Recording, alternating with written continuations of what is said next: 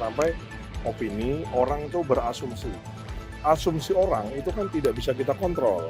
Jangan sampai dia dapat berita sepenggal, berasumsi negatif kan nggak bagus. Kan kita ini sudah menuju ke swasembada, harga gabahnya bagus, petaninya senang gitu loh, ya kan. Sementara negara lain, ya kan, Filipina, Malaysia, Jepang itu sekarang lagi krisis beras.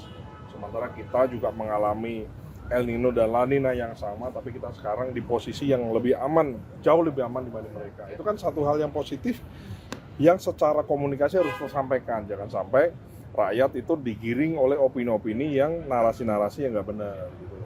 Itu salah satu kontribusi dari sektor saya sebagai Wakil Menteri Pertanian. Jangan kita kan banyak keberhasilan ya.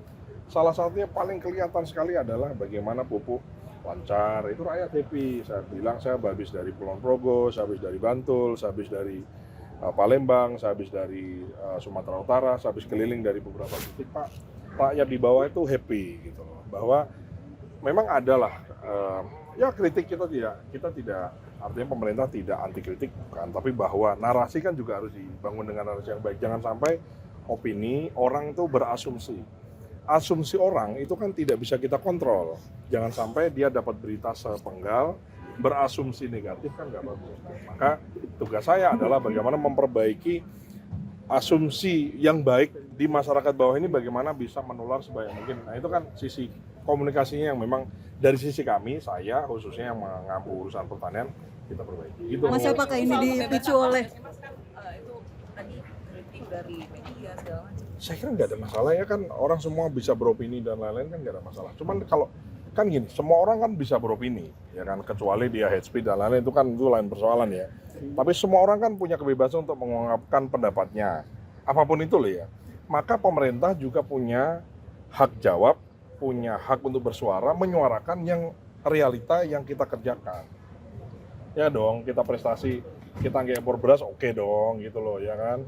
Kemudian harga gabahnya tinggi, petaninya panennya bagus karena pupuknya cukup, plus harga pembeliannya lebih tinggi, kan mereka semua happy, kan saya harus sampaikan bahwa itu betul dan nyata.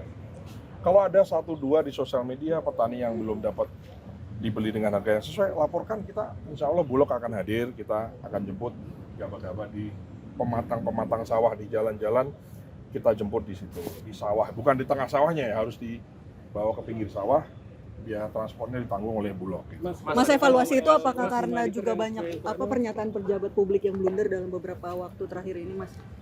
Enggak. Ya ini aja, masalah kita kan banyak ya, ada kalau Anda perhatikan kan dari mulai banyak lah, saya kira program-program yang pro rakyat ya, yang berpihak kepada rakyat ya, misalnya contoh THR untuk ojol. Selama sejarah ini ada ojol selama bertahun-tahun, kan baru ini ada bonus hari raya, diupayakan oleh pemerintah. Walaupun yang memberikan adalah perusahaan, tapi kan ada kehendak dan keinginan dari pemerintah. Dan itu kan perlu diapresiasi dong gitu loh ya kan.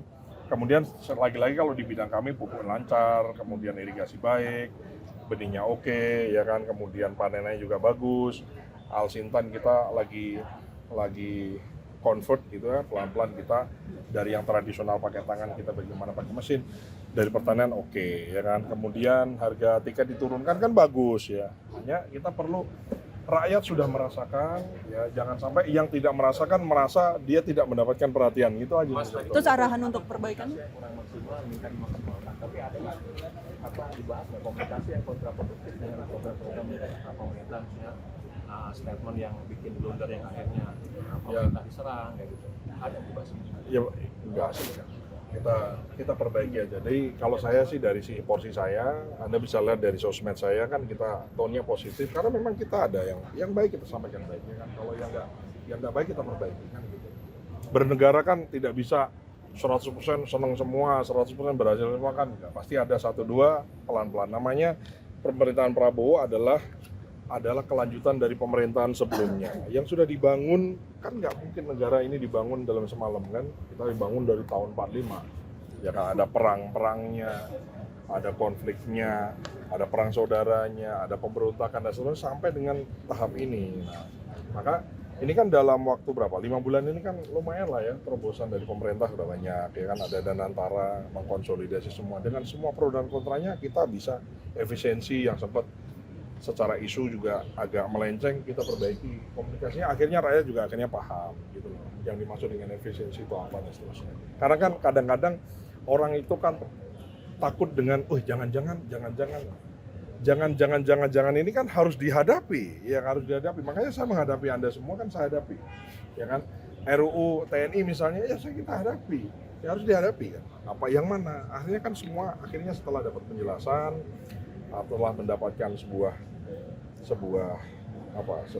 penjelasan yang komplit, saya kira juga orang akhirnya juga paham gitu. Itu aja sih sebenarnya. Jadi kadang lagi rame, lagi hot, orang lagi pengen tahu, dia Uber orang, mungkin orangnya ya slip tang atau mungkin barangkali penjelasannya terpotong, potongannya di viralkan seterusnya. Saya kira dengan sosial media kan begitu ya, kadang tidak utuh gitu loh.